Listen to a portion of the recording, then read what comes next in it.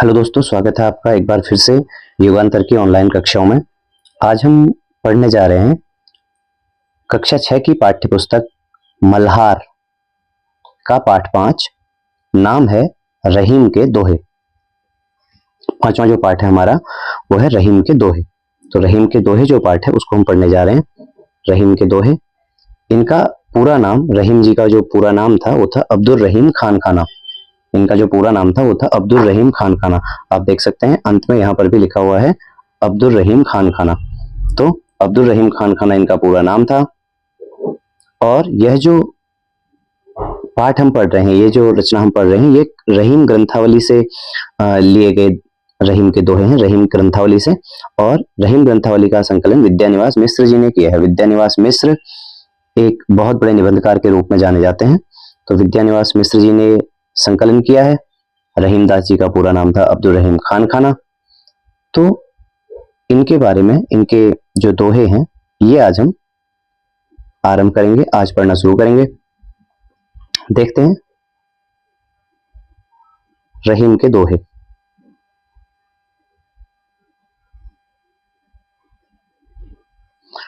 पहला जो दोहा है वो है रहीमन देख पड़े इनको, लघु न दीजिए डार, जहां काम आवे सुई, कहा करे तरवार। इसके बारे में समझते हैं। रहीमदास जी कहते हैं कि बड़े लोगों को देखकर, रहीमन देख बड़ेन को, बड़ेन, बड़े का अर्थ बड़ा, बड़े लोग। अब यहाँ पर बड़े का अर्थ सिर्फ उम्र में बड़ा नहीं है। किसी भी स्तर पर कोई भी व्यक्ति यदि आपसे बड़ा है तो उसको हम बड़े की संज्ञा देते हैं। वह धन में बड़ा हो सकता है, शक्ति में बड़ा हो सकता है, किसी भी प्रकार से। रहीमन देख बड़े इनको, रहीमदास जी कहते हैं कि बड़े को देखकर लघु न दीजिए डार।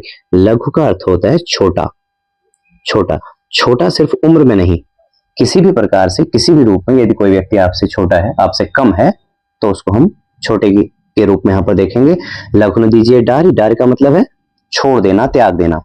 तो रहीमदास जी पूरी पंक्ति का अर्थ क्या हो जाएगा कि रहीमदास जी कहते हैं कि बड़े लोगों से मिलने के बाद या बड़ी चीजें प्राप्त कर लेने के बाद छोटे को त्याग देना नहीं चाहिए, क्योंकि जहां काम आवे सुई, कहा करे तरवार।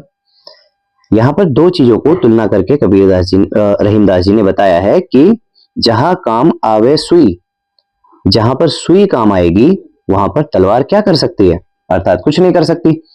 तो यहां पर तुलना सिर्फ वस्तुओं की नहीं है। यहां पर सुई का जो अर्थ है वह छोटे लोगों से है, लघु से है। तलवार का अर्थ बड़े से है। तो क्या कहते हैं रहीमदास जी? कहते हैं कि बड़े से यदि आप मिल जाए, कोई बड़ी वस्तु आपको मिल जाए, बड़े लोगों से आपकी मुलाकात हो जाए, बड़े लोग आपके मित्र बन जाए, तो छोटे लोगों को आप त्यागिए मत, उन्हें छोड़िए मत, क्योंकि जो काम सुई कर सकती है वह तलवार नहीं कर सकती। इसका अर्थ क्या हुआ? इसका अर्थ यह हुआ कि संसार में जो भी चीजें हैं, जो भी वस्तुएं हैं, जो भी लोग हैं, जो भी प्राणी हैं, जो कुछ भी इस संसार में हमें देखने को मिलता है, उनमें से प्रत्येक वस्तु का, प्रत्येक प्राणी का अपना एक महत्व है। प्रत्येक वस्तु का, प्रत्येक प्राणी का अपना एक महत्व है। सभी का महत्व है, सभी का। तो जो सभी का महत्व अगर है तो हम किसी एक के मिलने पर दूसरे का तिरस्कार हम नहीं कर सकते, और हमें करना भी नहीं चाहिए। तो यही बात यहाँ पर रहीमदास जी हमें बता रहे हैं कि यदि आपको कोई बड़ी चीज मिल जाती है तो छोटे को आप नहीं त्याग दीजिए, क्योंकि जो सुई है उसको हमने छोटे की संज्ञा दी है, तलवार को बड़े की। लेकिन अगर हमें कपड़े सिलने हो तो हम सुई का उपयोग करेंगे, तलवार से तो नहीं सिल सकते। तलवार का काम भी सुई नहीं कर सकती। लेकिन कई बार ऐसा होता है कि हमें जब कोई बड़ी चीज प्राप्त हो जाती है तो हम छोटे को महत्व देना भूल जाते हैं या नहीं देते। तो रहीमदास जी हमें सीख देते हैं अपने दोहे के माध्यम से कि हमें ऐसा नहीं करना है। आगे दूसरा है, तरवर फल नहीं खात है, सरवर पियहि न पान। तरवर फल नहीं खात है, सरवर पियहि न पान। कहि रहीम पर काज हित, संपत्ति संचय सुजान। अब देखिए, पहले कुछ शब्दों का अर्थ जान लेते हैं। पहला शब्द है तरवर। तरवर का अर्थ होता है वृक्ष। तरवर का अर्थ होता है वृक्ष, पेड़। आगे है एक और शब्द है खात का अर्थ खाना, और सरवर, इसका अर्थ हो जाएगा सरोवर या तालाब। सरोवर या तालाब, आप सरोवर कह सकते हैं, तालाब कह सकते हैं। पिय ही पीता है, पान पानी, पानी। और अगली पंक्ति में देखिए, रहीम कही रहीम पर काज हित, पर काज दूसरे का कार्य, ऐसा कार्य जो हम दूसरों के लिए करते हैं वो परकाज है। संपत्ति धन संपत्ति, संचय इकट्ठा करना, एकत्र करना, और सुजान, सुजान का अर्थ होता है सज्जन, सज्जन व्यक्ति, परोपकारी व्यक्ति। तो ये कुछ शब्दों के अर्थ हैं। अब पूरे दोहे का अर्थ समझते हैं। तरुवर फल नहीं खात है, सरवर पियहि न पान। तरुवर फल नहीं खात है, पहले इतने का अर्थ समझते हैं। तरुवर फल नहीं खात है, इसका अर्थ है कि जो वृक्ष हैं वह अपने फलों को स्वयं नहीं खाते। हमने अनेक तरह के वृक्ष देखे हैं, आम का वृक्ष, सेब का वृक्ष, क्या कभी वो अपने फल को खुद खाता है? नहीं। क्यों? वह अपने फलों को किसी और का पेट भरने के लिए देता है। तो तरुवर फल नहीं खात है, ठीक ऐसे ही सरवर पियहि न पान। और जो सरोवर है, जो तालाब है, वह भी अपने तालाब का पानी स्वयं ही नहीं पीता, तालाब का पानी कोई अन्य पीता है और अपनी प्यास बुझाता है। तो रहीमदास जी कहते हैं, कही रहीम, कही रहीम अर्थात रहीमदास जी कहते हैं, पर काज हित, दूसरे के कार्यों के हित के लिए, दूसरों के लिए, परोपकार के लिए। संपत्ति सचहि सुजान, जो सज्जन लोग होते हैं, जो भले लोग होते हैं, अच्छे लोग होते हैं, वो क्या करते हैं? संपत्ति का संचय करते हैं, यानी कि संपत्ति को एकत्र करते हैं। किस कार्य के लिए? पर काज हित, दूसरों के कार्यों को करने के लिए, परोपकार करने के लिए। अब देखिए, फिर से पूरा एक बार समझते हैं ताकि आपको ठीक से समझ में आ जाए।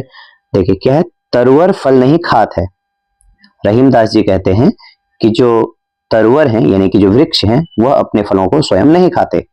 सरवर पियहि न पान, और जो सरोवर है, जो तालाब है, वह अपना पानी स्वयं नहीं पीता। ठीक ऐसे ही कही रहीम पर काज हित, रहीमदास जी कहते हैं कि दूसरों के कार्यों को पूर्ण करने के लिए, परोपकार को करने के लिए, दूसरों पर उपकार करने के लिए, दूसरों का हित करने के लिए जो सज्जन लोग हैं वो संपत्ति का संचय करते हैं। अब देखिए, संपत्ति का संचय तो कई लोग करते हैं, चोर भी करते हैं, लेकिन क्या वो दूसरे का हित करते हैं? नहीं, वो स्वयं के लिए करते हैं। तो जो सज्जन लोग होते हैं, जो सज्जन पुरुष होते हैं, सज्जन व्यक्ति होते हैं, वो क्या करते हैं? दूसरों का हित भी करते हैं, परकाज भी करते हैं। आइए बात करते हैं तीसरे दोहे पर। हम पढ़ रहे हैं मल्हार पुस्तक से पाठ 5 रहीम के दोहे। और रहीम के दोहे में तीसरा दोहा जो हमारी पुस्तक में दिया हुआ है वह है, रहीमन धागा प्रेम का, मत तोड़ो छिटकाए, टूटे से फिर ना मिले, मिले गांठ पर जाए। समझते हैं। पहले कुछ कठिन शब्दों के बारे में बात करेंगे। देखिए, धागा आप जानते हो, धागा जिससे कपड़े सिले जाते हैं, जिससे हम सबके कपड़े सिए गए हैं, वही धागा। मत तोड़ो छिटकाए, प्रेम। मत तोड़ो छिटकाए, छिटकाए मतलब जल्दीबाजी में, झटके से। तो मत तोड़ो छिटकाए, टूटे से फिर ना मिले, मिले गांठ पर जाए। पर जाए मतलब पड़ जाए। बड़े साधारण शब्दावली यहां पर है, आसान शब्द हैं, आप लोग इनको बड़े प्यार से समझ जाएंगे। तो देखते हैं, रहीमन धागा प्रेम का। रहीमदास जी कहते हैं कि जो प्रेम का धागा है वो बहुत बारीक होता है, बहुत नाजुक होता है। यहां पर प्रेम शब्द का अर्थ हर प्रकार के संबंध से है। हम सभी के संबंध होते हैं, और संबंध तभी होते हैं जब हम एक दूसरे से प्रेम करते हैं। किसी भी प्रकार के संबंध को हमें एक झटके में जल्दी से तोड़ना नहीं चाहिए। क्या? रहीमन धागा प्रेम का। रहीमदास जी कहते हैं कि प्रेम का जो धागा है यह बड़ा कोमल होता है। मत तोड़ो छिटकाए, इसको हमें एक झटके में, जल्दी में तोड़ना नहीं चाहिए। अर्थात किसी भी संबंध को छोटी मोटी बातों पर हमें तोड़ नहीं देना चाहिए। छोटी सी लड़ाई हो गई, छोटी सी कुछ बात हो गई, थोड़ा सा मनमुटाव हो गया किसी बात को लेकर, और हमने संबंध तुरंत तोड़ दिया। तो रहीमदास जी कह रहे हैं कि ऐसे हमें तुरंत संबंधों को नहीं तोड़ना चाहिए। क्यों क्यों नहीं तोड़ना चाहिए? आगे वो कारण बताते हैं। टूटे से फिर ना मिले, एक बार अगर प्रेम का धागा टूट गया, संबंध का धागा टूट गया, संबंध की डोर टूट गई, तो वह दोबारा नहीं मिलेगी। अगर मिल भी गई तो गांठ पर जाए, मिले गांठ पर जाए। अगर मिल भी गई तो क्या होगा? उसमें गांठ पड़ जाएगी, मतलब पहले जैसा सीधा संबंध नहीं रहेगा। जैसे धागा पहले एक जैसा दिखाई देता था वैसा फिर से नहीं बनेगा, जुड़ तो जाएगा लेकिन उसमें गांठ पड़ जाएगी। फिर से समझते हैं। रहीमन धागा प्रेम का। रहीमदास जी कहते हैं कि जो प्रेम का धागा है, जो संबंधों की डोर है, उसे मत तोड़ो छिटकाए, उसे हमें जल्दीबाजी में, बहुत जल्द में, तुरंत ही तोड़ नहीं देना चाहिए छोटी मोटी बातों पर। टूटे से फिर ना मिले। कह रहे हैं कि संबंध का धागा अगर टूट गया तो फिर वह दोबारा नहीं मिलेगा, और अगर मिले गांठ पड़ जाए, अगर मिल भी गया तो क्या होगा, गांठ पड़ जाएगी उसमें। जैसे हमने एक धागा पहले सीधा होता है, इसमें कोई गांठ नहीं होती है, फिर हमने धागे के दो टुकड़े कर दिए। अब जब ये दो टुकड़े हैं, जब इनको हम आपस में जोड़ेंगे तो बीच में गांठ तो रहेगी ना। तो ये जो गांठ है, क्या ये गांठ के कारण अब ये पहले जैसा हुआ? नहीं हुआ। तो धागा जैसा पहले था वैसा दोबारा गांठ पड़ने पर नहीं रहता है। ठीक ऐसा ही संबंध के बारे में है। कोई भी संबंध पहले जैसा नहीं रहेगा यदि हम उसको एक बार तोड़ के दोबारा से फिर से जोड़ते हैं तो इस समय हम पढ़ रहे हैं मल्हार पुस्तक से पाठ 5 रहीम के दोहे। आज की क्लास में सिर्फ हम 3 ही दोहे पढ़ेंगे। बचे हुए जो दोहे हैं उन्हें अगली कक्षा में पढ़ेंगे। तब तक के लिए पढ़ते रहिए, आनंदित रहिए। फिर मिलते हैं।